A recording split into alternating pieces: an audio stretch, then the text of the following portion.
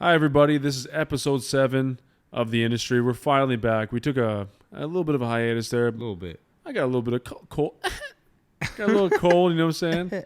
I thought I had a little bit of COVID, but turns out I'm just a little bitch. Yeah, you good though. Yeah, I'm good. I'm surviving, man. Yeah. We're here. We're going to talk about Lil Durk's album today, which was highly anticipated Very. by the blogs, by the internet, by people who don't even fuck with Durkio, and people who do fuck with Durkio, which is kind of, it felt like it was going to be a huge kind of crossover for him. Really big. Yeah. Yeah. It felt like it was everything that has been leading for Lil Durk. This was going to be the grand finale. It felt like his moment. Album. Everyone has a defining moment. And it felt like we were leading up to that defining moment as him solidifying himself as a guy who's going to kind of insert himself into the conversation of a top guy who can maybe take the torch eventually, right? Yeah. Because we don't have a lot of those guys right now. Who do we have, right? Yeah. You don't really have a lot of those. You have like the little babies and stuff. Even like putting him with like Little Baby, I was always kind of like, what? Why is Yeah, I didn't get this a thing? Yeah. But labels really liked it. And I think the projection, like how it kind of started was, okay, so going from back to the beginning, we have Chief Keef blowing up. Boom. You also have everyone from Chicago then blowing up. All these labels are scooping up all these people. And you have G Herbo, you have fucking Lil Bibby, and Lil Durk had the crazy song that I really loved called... was it Us? No, it's called This Ain't What You Want. That's old, This Ain't yeah. What You Want. Yeah. And then he gets signed to French Montana, which a lot of people even forget. Like, Lil Durk was under French Montana. He was Coke Boys. He's been dropping music for a long time, bro. Since we're in, like, I'm 27 now. Probably 20, I'm 19, like 10 years now. Yeah. So this guy, like... He's putting out the music. Nothing's really hitting and shit like that. But what does Lil Durk do? He becomes really close friends with a lot of heavy hitters like Young Thug, good relationships, yeah. Lil Baby, even Nav and fucking Gunna and stuff like that. And he slowly just starts getting all of these crazy features. Yeah, 100%. Drake even has the Drake cosign. So that's what it is. Yeah. It leads up. All these crazy features literally lead up to Drake doing the Aubrey. Cry Now. Whatever Wait, the fuck it was. yeah, whatever. That Nike commercial. Cry now, song, laugh yeah. later. Laugh now, cry later, laugh whatever. Yeah. And I think as soon as that happens, his label, whatever the fuck label he signed to, is like... Light bulb. Boom. Okay. He's good. Yo, Aubrey fucks all man? the money. Let's put it towards him. That label, I'm guessing, is probably a separate label from Lil Baby, and they probably see the success that Lil Baby is making, and they're like, this is our Lil Baby now, and we're going to just put all of our money into just feeding this guy into like promotion, and we're going to convince the audience that this is the guy now. The label, to be honest, did a very good job of doing that this time around. Great. He got a lot of fucking features after that. Like it was like all the features he was doing about before was definitely like friend features. Then all of a sudden he just started getting on all these big Morgan Wallen. Yeah. That was part of Morgan Wallen's apology tour. Oh, that's He's a like, big I'm apology. Sorry, I said the N-word. Let me get Lil Durk on the track. Yeah, 100%. And Durk was like, let me get the hottest rapper right now. Boom. And Lil Durk. And Lil Durk was like, you know what? I'll take this 500 grand and be like, nah, he's not racist, everybody. Yeah. And that's the thing, because you listen to the fucking, the Lil Baby, the Lil Durk, and like Lil Durk, like I liked Lil Durk. But the thing is, Lil Durk is not consistent as an artist. Well, yeah. He has those flows with the autotune. He has like some crazy, like catchy things here and there. He's very descriptive with some of his words and stuff like that, and like about his experiences, which are great, which is very like Lil Baby-esque. But Lil Baby is able to be a full-on lyricist while Lil Durk kind of falls flat. Like he's not able to fully deliver Lil Baby. I think there's like there's a difference between the hype and the reality, and I think Durk has a place, and I think he's great. I just don't think he has like I can't name a Durk lyric to save my life right now at the moment. I can't do it off the top of my head. No. And that's the part. He has really good melodies. I think the melodies are what saves him a lot of time. Like I like a lot of his heartfelt shit. Yeah. His hard shit. I mean, wasn't he on Back in Blood? He was on Back in Blood, right? With Pooh Shiesty. That sounds familiar. Yeah, he might have been on the remix for that. Yeah. His feature snap, like he's proven himself very well with the features. That's why I think we've been anticipating this. Like he's on these big tracks, like you said, Drake. He's in Back in Blood. He's on that. What the fuck is that? You know, he snapped on that. He killed it. Wick, he killed it. That was a big feature. So everything is kind of leading up to this moment. Yeah, and but like you said, he's in that little Baby category. But weirdly enough, even though Baby had a disappointing album, I still put Baby above him in that Torch category. Like I think Baby. Oh, for sure. Yeah, and I'd say as well. As a guy who doesn't listen to Lil Durk as much, I think you're more privy to. I think you have more of an open mind than I do. Like as anyone who's listening to this podcast ever, I'm pretty much I'm a hater.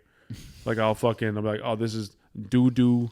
This is caca. Yeah. Like throw this shit out the window, fucking make a bonfire out of it type of guy. And then I'll love it maybe 2 weeks later. But Lil Durk, I haven't listened to much of it, but then this project came out, I saw the cover art, and then you see the advertisement. The advertisement. The label killed. Oh, come on now. They were hyping this album up, man. And then you got My Life. Or what was the song called? Oh, My Life. Yo, come on now. And you got J. Cole on it?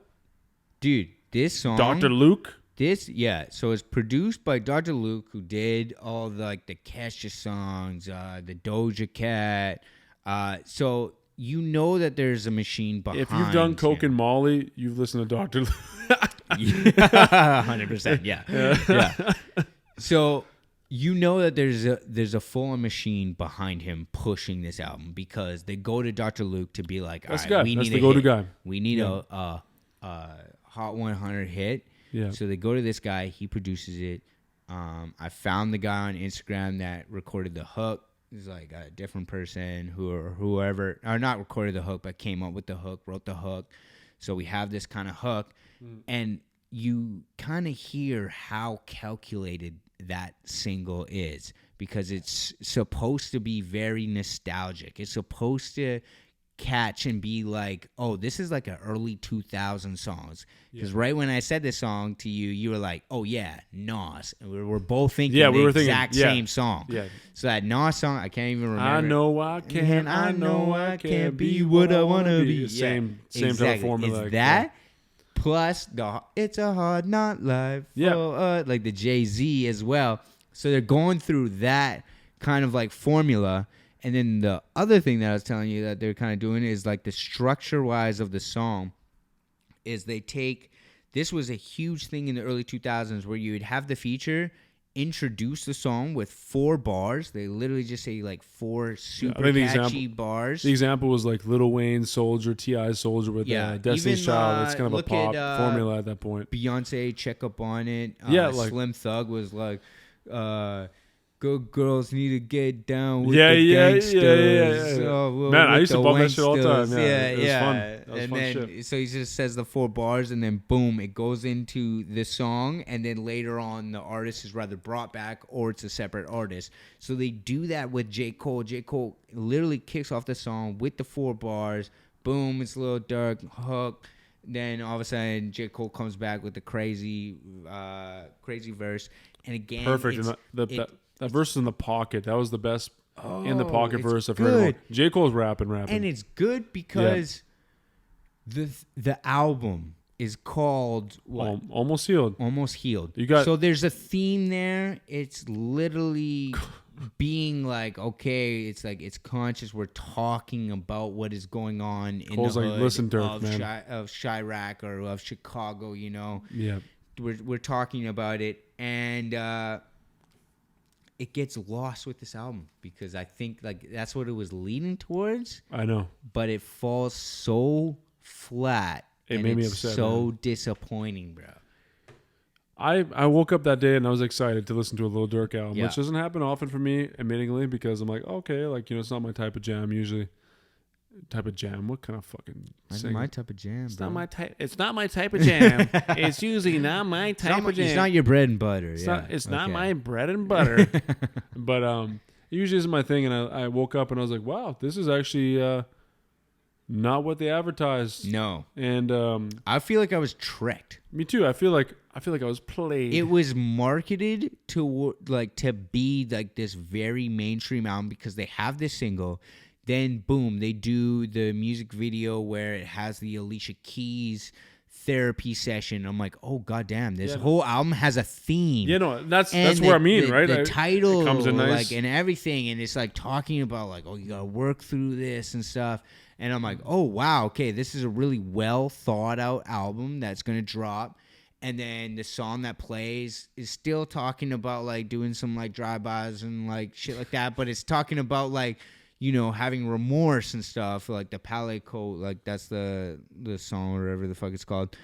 But yeah, it's a great song, and it has this reflective narrative that's going on throughout the song. And so I'm like, okay, even though it's a hard song, it still has this reflective narrative. But then, bro, I listened to the rest of the album. Does not fall in that at all, yeah. It's like, I'm doing a drill. I'm doing this. I'm doing that. If it wasn't for Kanye, bro. War about you and shit. And exactly what brings me to the point. If it wasn't for Kanye decided to tweet one night before bed. He got cranky. He was like, you know what, man? Fucked it up a little bit, bro. Yeah, man. I think he had a vision because he came to Kanye West and he was like, I want to do a positive stop the violence kind of album. With you. And Kanye West is also from Chicago. And just fucking flipped it, eh? Yeah, what the hell, Kanye? But yeah, so I think they started something. I think that's definitely where the connection of Alicia Keys doing the intro comes from. Yeah, obviously, 100%. It's a Kanye connection. West is close with Alicia Keys. I don't think she would have reached out. Or Kanye has the pull no matter what, eh? He'll always have the pull. Yeah, he's got those pulls. So I think he probably took little parts from the album and was like, yeah, I'm going to do this. But yeah, apparently he scrapped a whole album. And would have been great, probably, to be honest. It probably would have been great, especially if he was following the theme of like, yeah, almost healed, or like, I've almost gotten over this shit. Everyone else should be on this kind of wave. We got to start understanding that Chicago kids are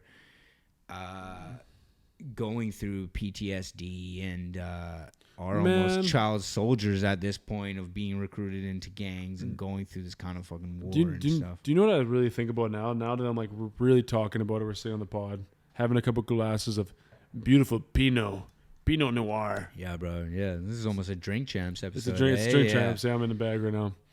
But it kind of, we've been robbed of something because of Kanye. A little bit, man. I'm almost a little angry at Kanye. I'm a little angry right now because I think. Do you think actually this is another question I have? Say if they dropped it at this point now, because it feels like not dismissing anything that happened, but I feel like everyone's kind of like Kanye. The thing is under the water now. Weirdly enough, it's like it's already done in the public eye. Do you think if he dropped it now, there would be a lot of criticism? Would it sell more? Would it sell less? Would he be chastised? Would the label let it happen? Sorry, you're saying if If they dropped the Kanye produced album, do you think he would get fucking lit up? And this is not a question. It would get a little bit of pushback, like the tiniest bit of pushback, but if it was good, it's good. Then that's what I mean, right? So it's that's it. It's one of those weird things because by the way, fans, I'm not pushing for like, oh, it's okay that he said that. I'm just saying in general, like, what's the thought process behind the label, behind Durk and everything involved in dropping this album? Because clearly the label probably was like, I don't know what he's on. I don't know if he's on 300. Let's see. What for Lil Durk? Yeah, what's Lil Durk under? It might be Republic. Republic, yeah. So basically, like any label associated with Kanye West right now would probably be like, yeah, don't drop anything with Kanye. And as a business move, it's probably a smart move, right? Like it's I think he fully had to scrap the whole entire. I think the internet is always like, whoa, like the funny thing about the internet is like, oh, it's Sony. Sony's not gonna ride with that. Yeah, Sony's really not about it. No, yeah. So. Yeah. It's funny how the internet would be like, oh, just stand against it. No. You're trying to make money. You're trying to do business. Yeah. I'm sure Durk was like, fuck. But in general, I think it was a disappointment. I hope to see. Do you know what? If I could take anything on this Lil Durk album review, is I hope to see more of these rollouts and more effort being put into the concepts and the idea of albums and singles, because we're missing a lot of that. Fuck you, motorcycles. Yeah, big motorcycles on Corden. God damn it. Jesus.